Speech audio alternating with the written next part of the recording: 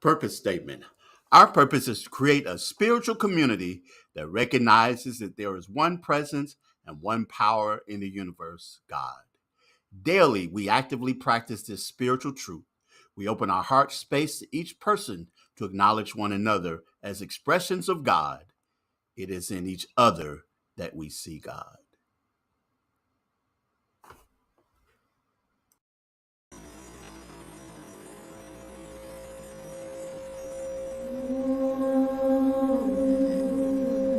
May our hearts be open.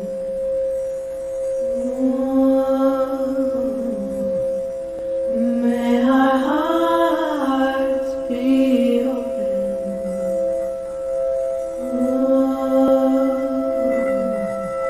May our hearts be open.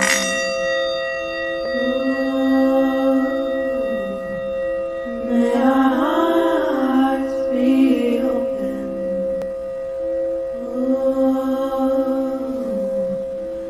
May our hearts be open.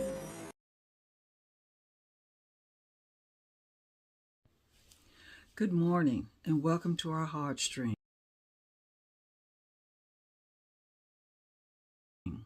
I'm sharing a prayer of light. God of sunrises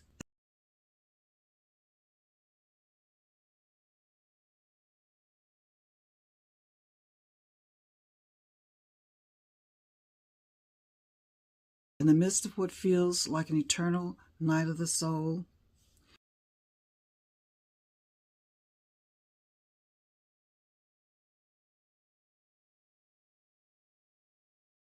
we praise you, for you are the one who causes the sun to rise.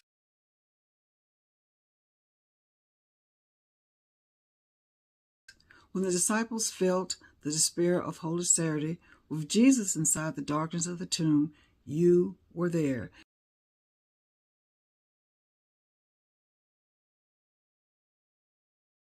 And soon the light of the new day would arise, and your triumph over death and despair would be brought.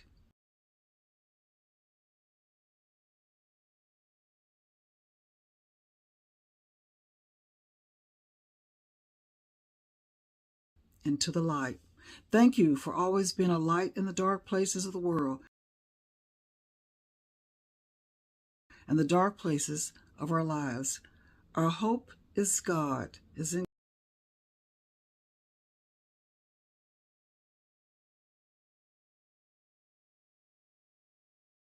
God. For you are the light of the world, and you call us to be lights for others. May your light and love blaze in us and in the world. Amen. And so it is. All right, here we go. All right. Okay. I ain't got my remote. So do you have to hold that or? Here we go. I'm not worried about tomorrow. Today I declare freedom from yesterday, mistake of the past. Today all things are made brand new. And don't it feel good to know that all is well and done holy as it should? I can change my reality. I'm changing my mind. Perfect peace, joy and happiness is yours and it's mine. I am loved and so are you. And so it feels good to know all is well and done holy as it should. All is well, all is well. Divine Spirit is correcting me right now.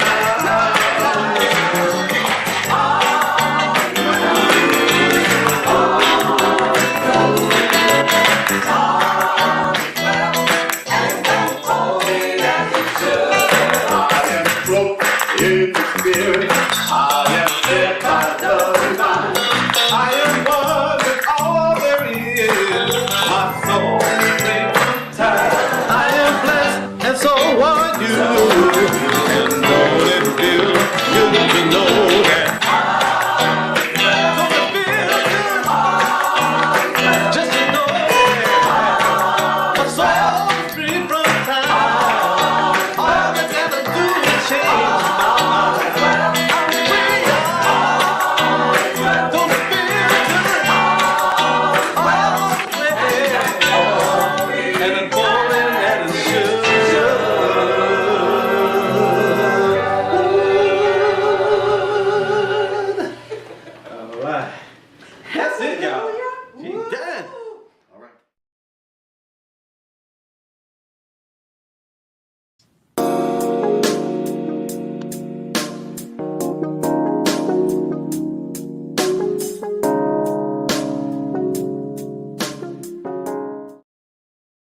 What comes from the heart reaches the heart. Good morning. Welcome to our Heartstream for this Sunday, September the 3rd, 2023. So glad that you have joined us today for our Heartstream. It's always great that you are a part of this experience. I want you to continue to tune in and also to share this with other people, because I know that a lot of you watch it when we stream live. There are others who actually will tune in later, but whatever way, appreciate that, and also appreciate you letting other people know about Open Heart and about our Heartstream. A few things I'd like to talk about. First, I'd like to say a word of congratulations to my wife, Emma Crystal.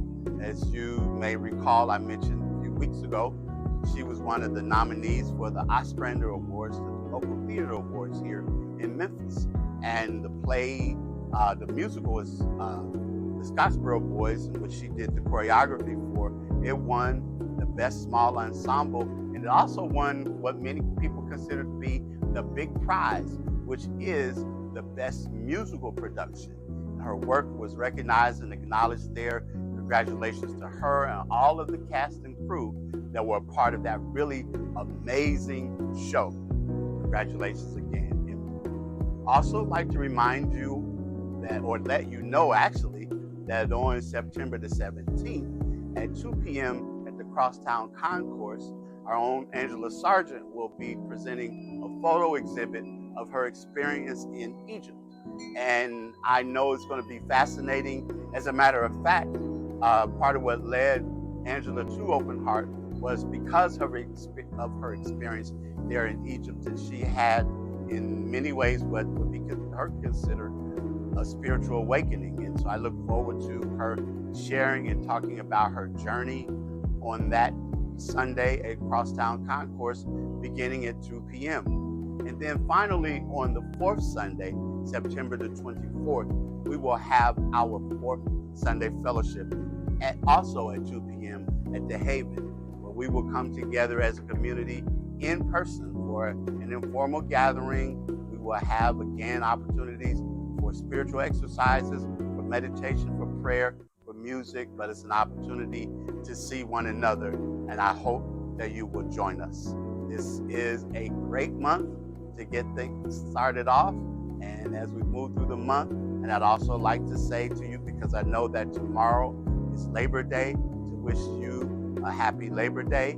We know that this day is not just the last holiday of the summer, but it also commemorates and talks about the sacrifices. There's so many people that were a part of the labor movement and continue to be a part of the labor movement. So many of the sacrifices and the other things that they fought for so that we can enjoy things like when we look at the work week that we have, when we look at the fact that child labor in many cases was outlawed. We can look at many of the other things that are part of the work environment were not for organized labor, we would not have. And I'm a member of the United Campus Workers Union, so I do appreciate unions, I do appreciate labor, even though I know that in this day and time, for many people, it is an unpopular word and an unpopular concept. And there's so many efforts that have taken place to try and destroy the influence and the work of labor. But it continues to go on. And this day is a day, tomorrow is a day in which we acknowledge the contributions and just continue to fight as it has to do with labor in this country. Thank you again for joining us. Thank you for your support and all that you do financially and from the spiritual aspect and everything else. And I greet you, I bless you, I see God in you. Our theme for the month of September, handle with prayer. Every prayer I speak is answered. I know that prayer works for me every time, all the time. I live my life as answered prayer, and so it is.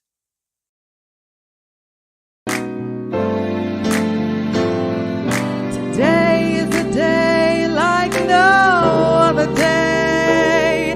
Just think and you'll know that it's true. Days like today should be holidays. So I'm singing this message to you.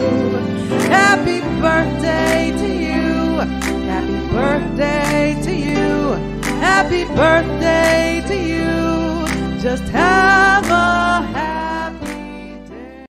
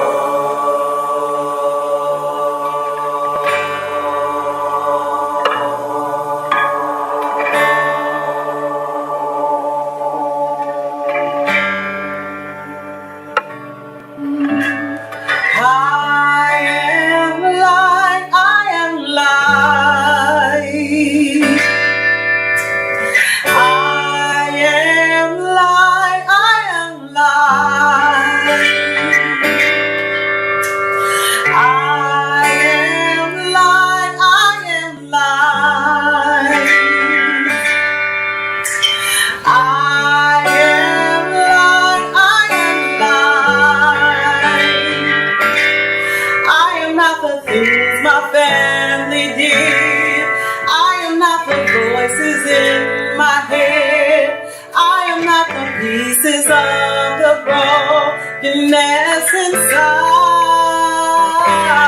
I am light.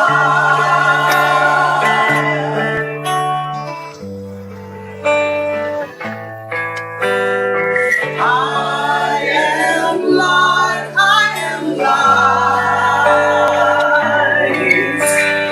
I am light. I am light. I am light. I am light.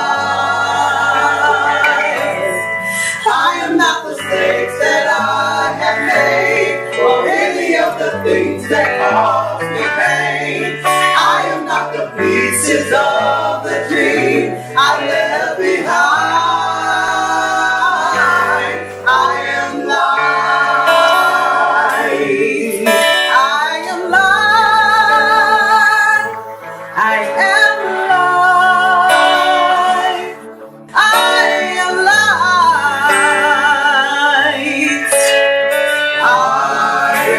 light. I am light.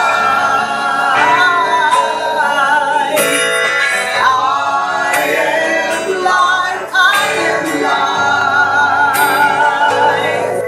I am not the color of my eyes. I am not the skin on the outside. I am not my age. I am not my weight.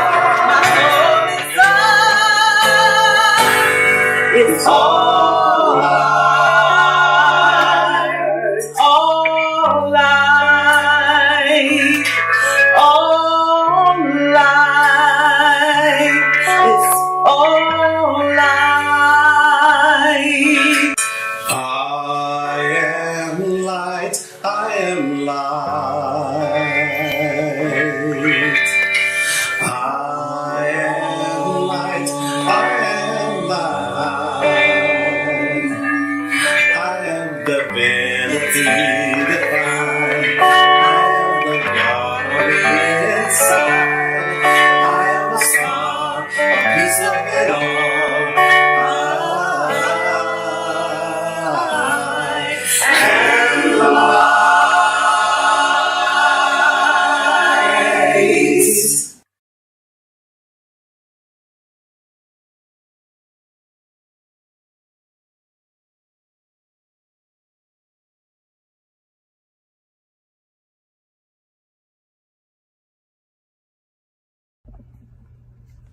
Good morning, Open Heart family. I hope everyone's doing well. I will be reading from the Tao Te Ching.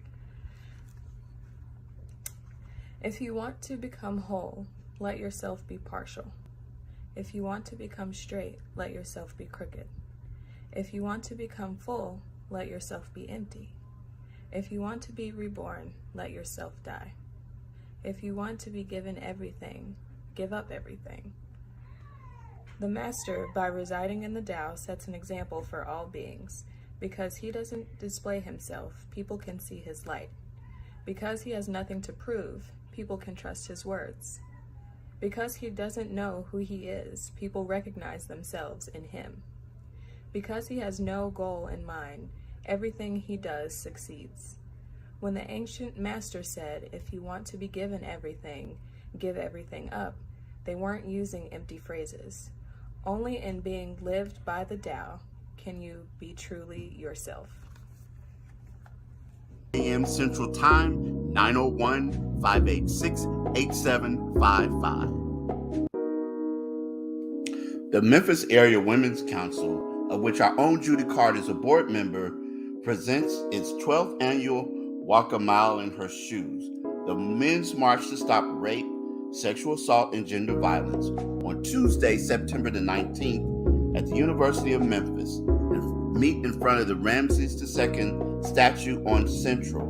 Registration begins at 4 p.m. and the rally at 5:15 and the walk at 5:30.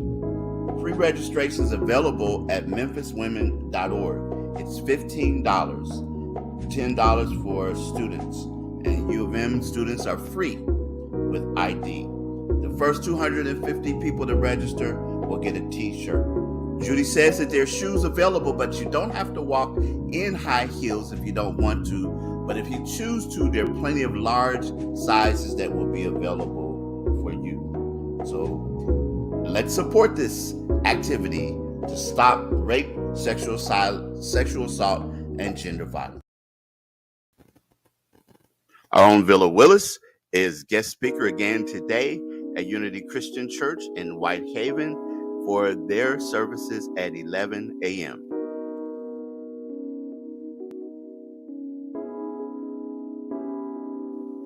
Congratulations to Emma Crystal and the cast and crew of the Scottsboro Boys for winning the Best Ensemble and Musical and the Best Production at this year's Ostranders. Great job. Join Angela Sargent on Sunday, September the 17th at the Crosstown Concourse in the community room beginning at 2 p.m. for Dear Egypt, her love letter to you, a photographic exhibit of the journey to and through Egypt experienced by Miss Angela. We look forward to seeing you there. On Sunday, September the 24th, our special guest speaker will be the Reverend Patty Rumza.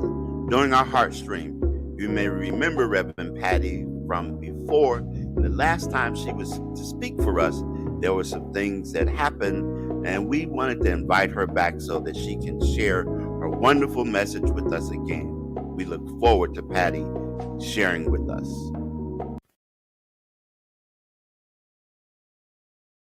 Expect the miracle. Come on, say hi.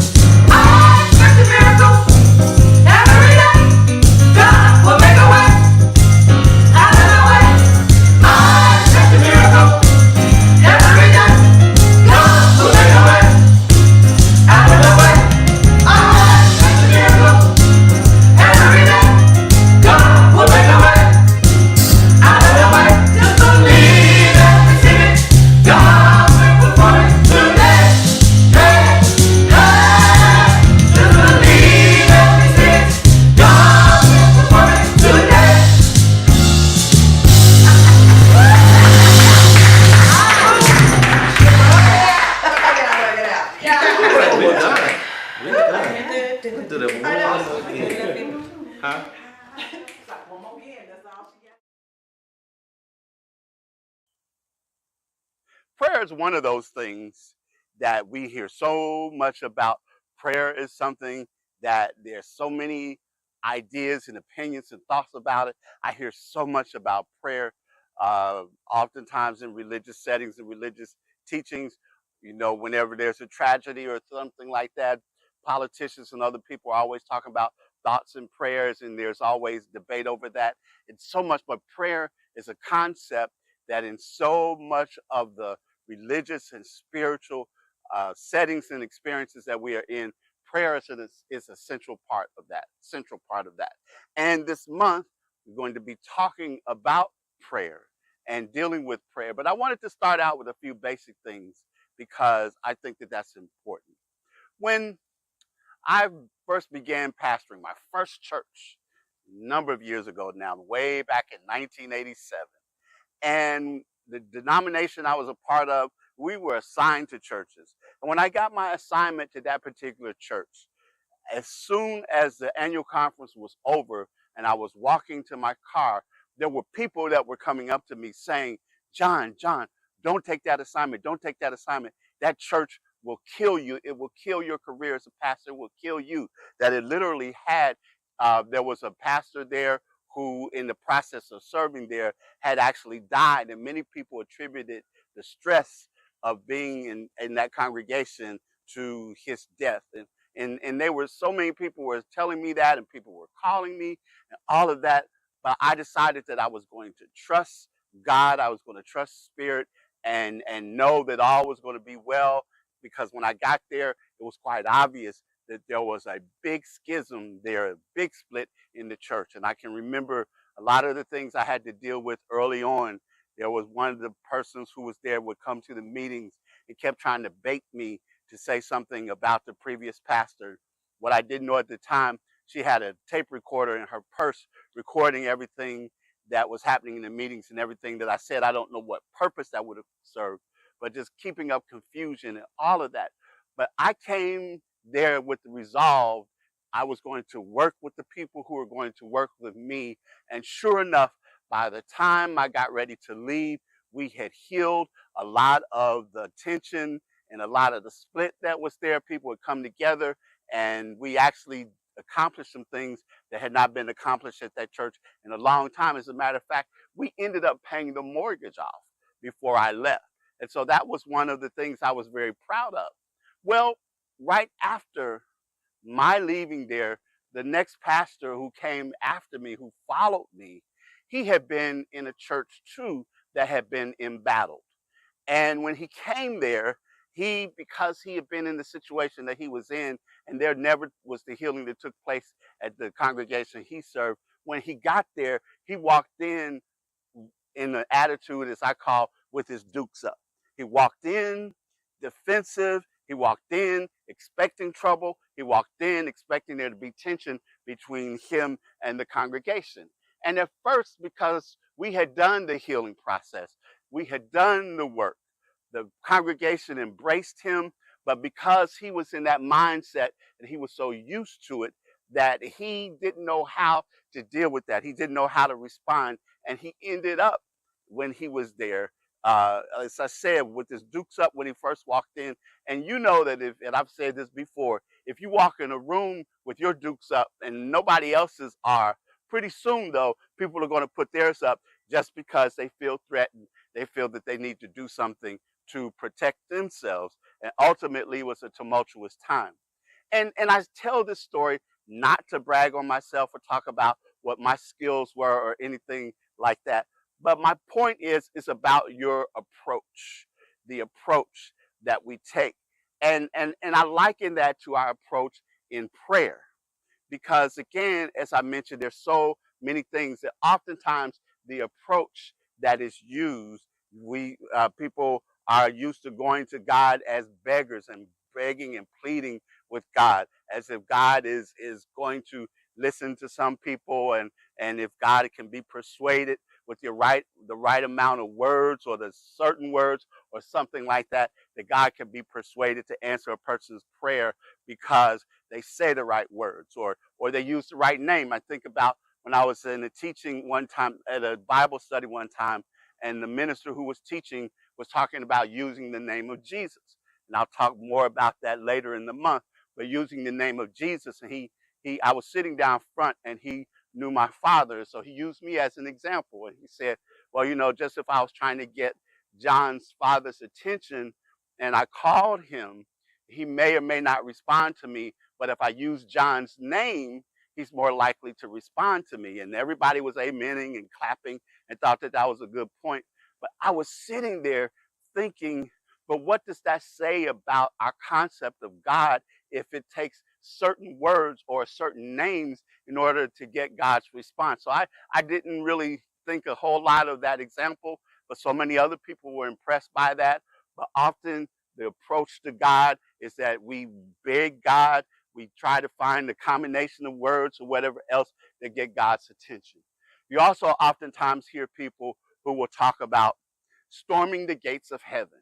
And I call that the warrior approach to prayer, that we got to storm the gates of heaven and we got to put these prayers out and continue pounding and pounding and pounding. I know that I've even been to churches where their prayer ministry or prayer team, if you will, they call them prayer warriors, and they would even be dressed in combat fatigues.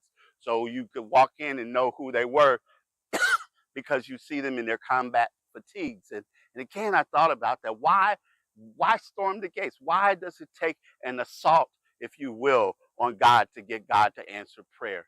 And I think about some of the other ways very often in which people feel as if the approach in prayer has to be this or has to be that.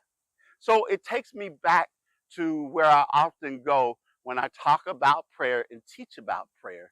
It's that a lot of how we ultimately respond and how we ultimately engage in prayer has a lot to do with our concept of God. That how we see God ultimately becomes the way in which we approach this thing that we call prayer. And what I continue to reiterate and continue to talk about the fact that God is not the anthropomorphized being that we so often make God to be.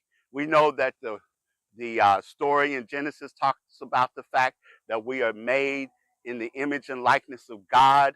And then I like to say, and I know I'm not alone in this, and then we spend the rest of the time making God in our image and likeness, giving God human qualities and human characteristics and all of the other things that I think oftentimes will interfere with our understanding and our concept of God.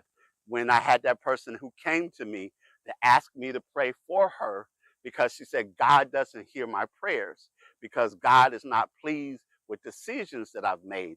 And as we had that conversation, and I knew her father, and I inquired about her father, and she said that her father wasn't speaking to her either because he was not pleased with decisions that she had made in her life. And I could see the parallels, how she was equating her father's response to God's response. And she wasn't hearing it when I tried to point that out to her. But I thought about the fact that so often how our concept of God is our image, that in dealing with things here on this plane here. And so it's important not to anthropomorphize God and understand, as we hear when Jesus talked about, the master teacher Jesus talked about God being spirit. And my concept and my idea, and I'm not saying that you have to agree with me, but I know that in our teachings, in our New Thought, Ancient Wisdom teaching, seeing God as energy, seeing God as spirit, seeing God as presence, seeing God as the love, intelligence of the universe, as Ernest Holmes said, seeing God as impersonal, but personal to all. And for me, that is the difference. You all know my example of seeing the difference between God as a noun or a thing, so that, things don't really have, they have the objects, the things that we place in them, but a thing being that. And so we can see God as being over here, maybe in a church or over another place, or even I'm out in, the historic Elmwood Cemetery this morning, but seeing God in that respect. But God is more, when we talk about God, God is not a noun. God is not a thing that could be present someplace and we have to go there in order for that to happen. But God is a presence, it's an energy. God is not love, but God is loving.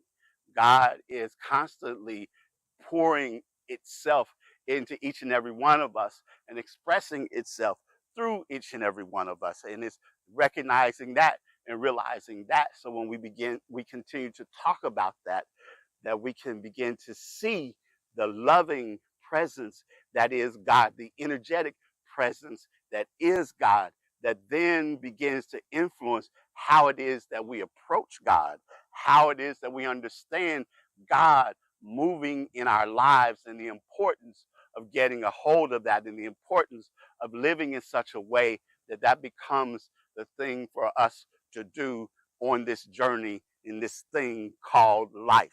Again, as Ernest Holmes would say. So it's important that we get a hold of that. It's important that we understand that, because again, it controls and it influences our approach to God. And going back to talking about God being impersonal, meaning that it is, in fact, not swayed or moved by our arguments with God, our pleading with God, our storming the gates with God, demanding this or that, but ultimately, because it's a loving presence and it has already created and continues to create, and it's already done in the mind of God, it's not so much about trying to get God to do something as it is aligning ourselves with what has already been done, because it's already done in the mind of God. We know, for example, we look at the universe and things, and we could look at something like electricity. And the matter of fact is that we did not invent electricity, but the principles and the laws of electricity were already in place, had already been in place probably since the beginning of creation. And it was a matter of discovering them. And it was through discovering them and then learning the laws governing electricity, and thinking about the fact again, one of the spiritual teachers using the example how electricity could be used to toast our bread in the morning, operating our toaster, but it could also be used in a malevolent way of toasting a person, unfortunately with an electric chair. But the idea, again, that it's an impersonal force that's available or personal to all, that's open and available to all. And again, often thinking of God in this way can become difficult for people. And I know that in my own life, particularly when I came into this teaching and started to discover these things, it presented problems for me sometimes in the way of me really trying to wrap my head around how is it that I'm supposed to pray? How is it that I'm supposed to think of God? But it became one of those things that as I just allowed myself to relax and let go, I began to understand that personal aspect of God, that loving presence of God. And as I did so, I started to really feel what it meant, because I know we would learn in our classes that God is everywhere present at all times. There's no spot where God is not. God is moving in, through, and as each and every one of us, and all of that. But it wasn't until I had a difficult situation happening in my life, and I said to myself, but God is supposed to be here. God is supposed to be in me. God's not off somewhere watching me, that I have to appeal to God, but that full presence and power. And I was having to go into a situation and I was feeling anxious about it. But when I took a breath and I paused and I meditated and I began to feel within myself that presence and power that was there, that as we hear the scriptures talk about the fire shut up in my bones, as I was able to hear that and feel that and to know that and to walk in knowing that all was well, that all was all right. And I just think about just yesterday, this has been a great week for me. This is the week that we started school again at the University of Memphis. I met a fantastic group of students in all of my classes, and I have a wonderful group of colleagues to work with, and so much was great. But I woke up yesterday morning, I can't put my finger on why, but I was just in a clear funk. I just was not feeling my best. My attitude was sour. There was so much that wasn't right for me on yesterday, and that just continued pretty much throughout the day. And it was this morning, though, that as I was there in the shower, and I suddenly just felt the loving presence, the energy just enveloping me, and something letting me know it was that knowing beyond knowing that all was going to be well. And I can't even tell you that what wasn't well, but it was just knowing in that moment that all was well, that all would be well. And so it's operating from that awareness, it's operating from that understanding, it's knowing the presence and the power and the love and the spirit of God. I say that God is not to be defined, God is to be experienced. God is an experience because God is energy. And it is knowing that things happen in our lives, that things unfold. And as we do the things that we talk about, forming the mental equivalent in our minds, in other words, knowing in our minds beyond knowing, knowing even before we've even experienced them or seen them before, that it is possible, it begins happening and unfolding for us. And I close with this. When I think about this place where I am, and I consciously chose to come here to Elmwood Cemetery, and I'm purposely behind here for this whole mausoleum, I guess you would call it, for the Church family, Robert Church's family, and all of that, a historic family in the history of Memphis, the first black millionaire in Memphis, and all of that. And I can remember a few years ago during the whole COVID thing, the Women of Achievement that our own members, Carolyn Head and Judy Carter, are a part of, they decided to do their annual event here, their commemoration here. And I remember walking through, going on the tour, and when I got here at this place, because Beverly Bond, one of my colleagues at the University of Memphis, a very renowned historian, and she was here talking about the Church family. And like I remember getting here, and I was here listening, and while I was listening, all of a sudden, a young man pulled up in his car. I know he had the car with the rims and the music going, and all of that, and everybody turned around, not quite sure what to expect. But he got out the car and he walked over to us, and there were tears streaming down his face. And he said, I just went and visited my grandmother's grave, and I just need to know if there's anybody here that knows how to pray. And so I stepped forward and I put my hand, asked for permission, put my hand on the young man's shoulder, and we stood there and I offered prayer for him. I don't know the things or emotions he was feeling.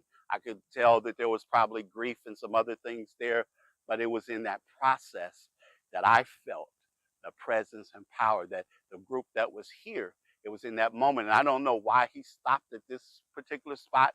I don't know why he was drawn here, but I just know that operating in the presence and power of God, able to be in that moment of service, and I could see him calming down, and me again understanding prayer and what all ultimately it means for each and every one of us, that when we become open and when we become available, when we know that through our prayer time, our prayer life, are using the tools that we're going to be learning and that many of you already know and use when it comes to prayer, that it enriches your life.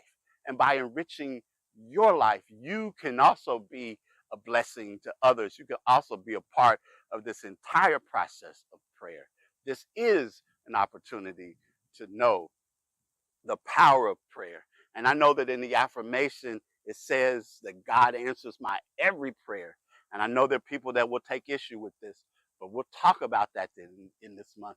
But I'd just like to encourage you in this moment to continue in your prayer life, to continue to know that you know that you know that you know that God is answering prayer, that God is moving through you, and all, whether it might not seem like it right now, but it all truly is well.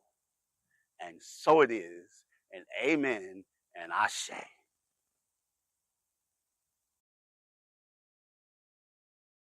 There was a time in my life I thought I had to do it all for myself. I didn't know that the grace of God was sufficient, and I didn't know that the love of God was at hand.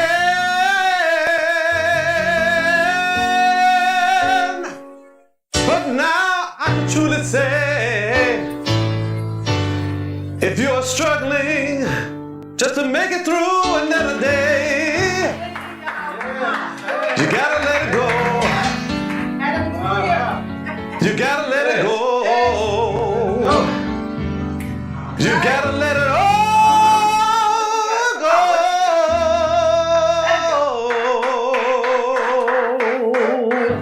And this is what you have to say. I release and I let go. I let the Spirit run my life, and my heart is open wide. 'Cause I'm only here for God. No more struggles, no more strife.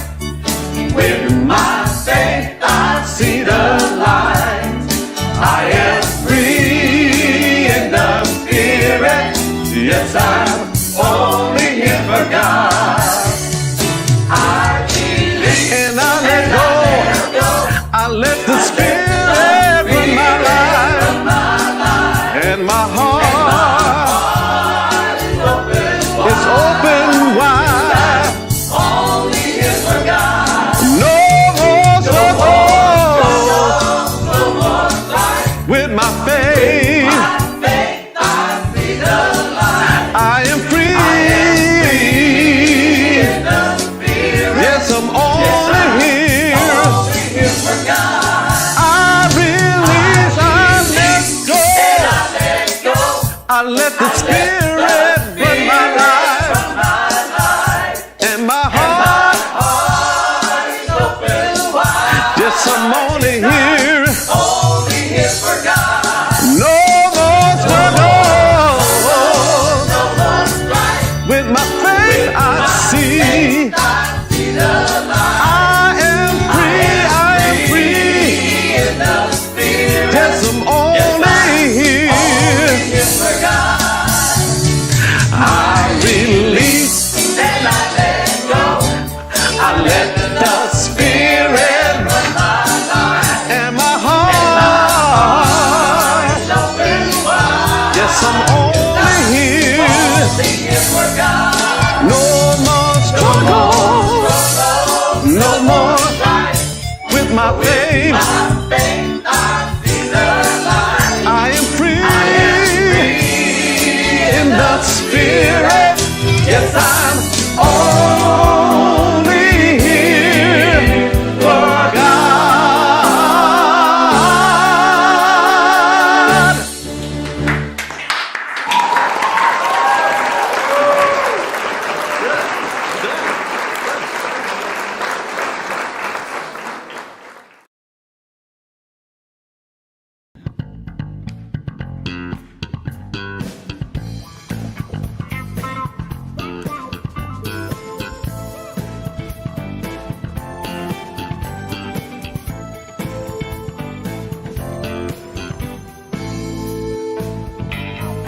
Every day we're born again to create this world we live in. So now let's claim our good and speak our word and release it to the universe. Right here is where we take a stand. Through compassion for our fellow man. Right now we're making a difference. Oh, it's a new day. All together hand in hand. Sing our love across the land.